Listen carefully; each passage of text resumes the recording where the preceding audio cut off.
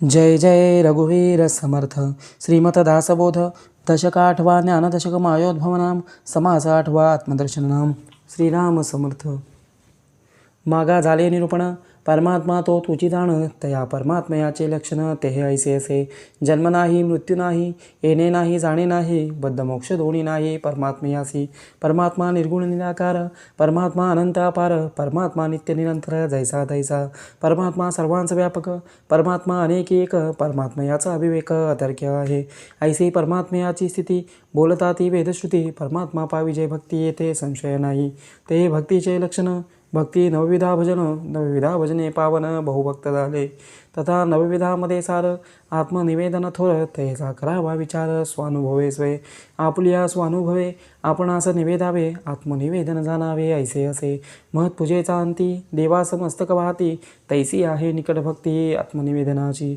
आपणास निवेदिती ऐसे भक्त थोडे असती तयांच परमात्मा मुक्ती तत्काळ देतो. आपणास कैसे निवेदावे कोठे जाऊ न पडावे किंवा मस्तक तोडावे देवापुढे ऐसे ऐकवून बोलणे वक्तावधे सर्वज्ञपणे श्रोता सावधान होणे एकाग्रचित्ते. आत्मनिवेदनाचे लक्षण आधी पहावे मी कोण मग परमात्मा निर्गुण तो ओळखावा. देवा भक्तांचे शोधन करिता होते आत्मनिवेदन देवा हे पुरातन भक्त पाहे देवास ओळखो जाता ते झाली तद्रुपता. देवभक्त विभक्तता मुळीच नाही विभक्त नाही म्हणून भक्त बद्धन नाही म्हणून मुक्त अयुक्त नाही बोलणे युक्त शास्त्राधारे. देवा भक्तांचे पाहता मूळ होय भेदाचे निर्मूळ एक परमात्मा सकळ दृश्या वेगळा तयासी होता मिळणी उरी नाही दुजेपणी देवभक्त हे कडसनी निरसोन गेली. आत्मनिवेदनाचे अंती जे का घडली अभेद भक्ती ते नाव सायोज्य मुक्ती सत्य जाणावी. जो संतांचा शरण गेला अद्वैत निरूपणे बोधला मग जरी वेगळा केला तरी होणार नाही. नदी मिळाली सागरी ते निवडावी कोणे परी लोहो सोने होता माघारी काळीमा नये. तैसा भगवंती मिळाला तो नवचे वेगळा केला देवभक्त आपण झाला विभक्त नव्हे. देवभक्त दोन्ही एक ज्यासे कळला विवेक साधुजनी मोक्षदायक तोची जाणावा. आता असो हे बोलणे देव पाहावा भक्तपणे तिने त्याचे ऐश्वर्य म्हणे तत्काळ अंगी. देहाची होऊन राहिजे तेने देह दुःख साहिजे देहातीत होता पाविजे परब्रह्म ते. देहातीत कैसे होणे कैसे परब्रह्म पावणे ऐश्वर्याची लक्षणे कवण सांगिजे. ऐसे श्रोता आक्षेपिले याचे उत्तर काय बोलिले तेची आता निरोपिले सावधायिका. देहातीत वस्तू आहे ते तू परब्रह्म पाहे देहसंग हा न साहे तुझवे देहासी. ज्याची बुद्धी होय ऐसी वेदभरणी ती तयासी शोधिता नाना शास्त्रांची न पडे ठाई.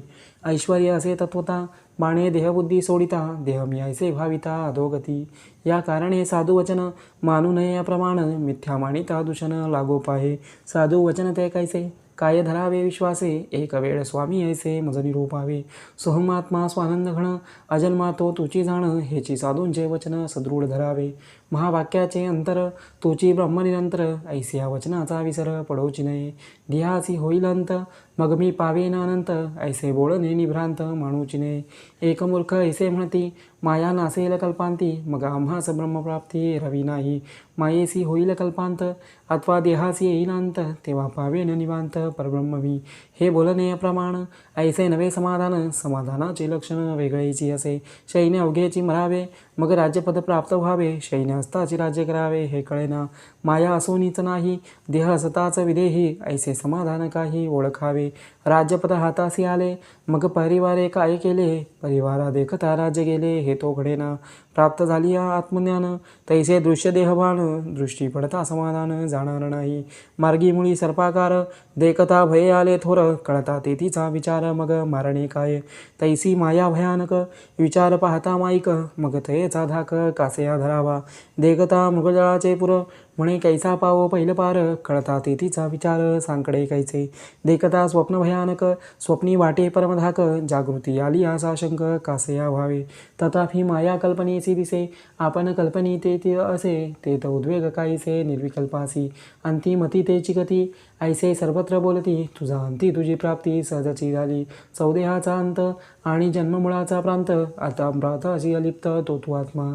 जयासी ऐसी आहे मती तयास ज्ञाने आत्मगती गती आणि अवगती वेगळाची तो मती कुंटली वेदांची तेथे गती आणि अवगती कैची आत्मशास्त्र गुरु प्रचितीची ऐक्यता आली जीवपणाची फिरली भ्रांती वस्तू आली आत्मप्रचिती प्राणी पावला उत्तम गती सद्गुरु बोध जेव्हा झाला सौदेहास अंत आला तेने निज ध्यास लागला सस्वरूपी तेने निज ध्यासे प्राणी ध्येयाची झाले निर्वाणी सायुज मुक्तीचा धणी होऊन बैसला दृश्य पदार्थ ओसरता अवघा आत्माची तत्वता निहटून विचारे पाहता दृश्य मुळीच नाही मिथ्या मिथ्यात्व पाहिले मिथ्यापणे अनुभवा आले श्रोती पाहिजे ऐकिले या नाम मोक्ष सद्गुरु वचन हृदय धरी तोची मोक्षाचा अधिकारी श्रवण मनन केले चिकरी अत्यादरे जेथे आटती दोन्ही पक्ष तेथे लक्षण अलक्ष या नाव जाणी जय मोक्ष नेमस्तात्मा जेथे ध्यान धारणा सरे कल्पना निर्विकल्पी मुरे केवळ नत्ती मात्र उरे सूक्ष्म ब्रह्म भव मृगजळ आटले लटिके बंधन सुटले अजन्म्यास मुक्त केले जन्मदुःखापासून